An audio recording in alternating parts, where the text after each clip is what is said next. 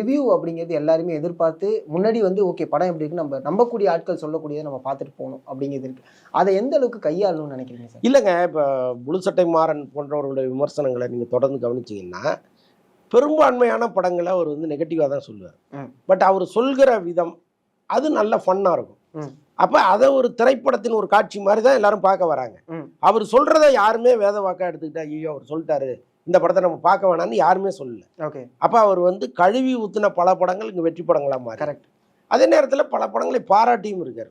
ரேடியா எல்லாத்தையும் அடித்து காலி பண்ணிட்டாருன்னு நம்ம சொல்ல முடியாது. அவர் நிலையிலிருந்து அவர் ஒரு படத்தை பார்க்குறாரு, அவருக்கு என்ன தோணுதோ அதை சொல்லிடுறாரு.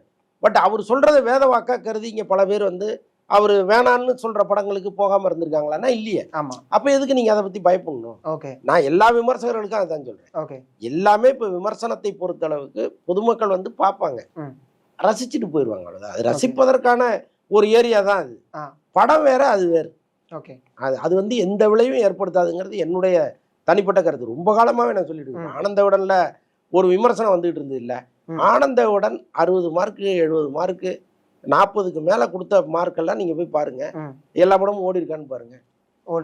ஓடினதே கிடையாது. 2 நாள் ஓடின படத்துக்கெல்லாம் அவங்க 55 57 மார்க்கெல்லாம் கொடுத்துருக்காங்க. அதனால விமர்சனம்ங்கிறது உங்களுடைய தனிப்பட்ட பார்வை. அதை மக்கள் வந்து எந்த காலத்திலையும் கருத்தில் எடுத்துக்கிறதே கிடையாது. அதை வந்து ஐயோ அவரு சொல்லிட்டாரு அதனால படம் ஓடல அப்படிங்கிற அந்த ஒரு புலம்பல் இருக்குல்ல, அதை முதல்ல விட்டுருங்கிறேன். அதுக்கு அவசியமே இல்லை.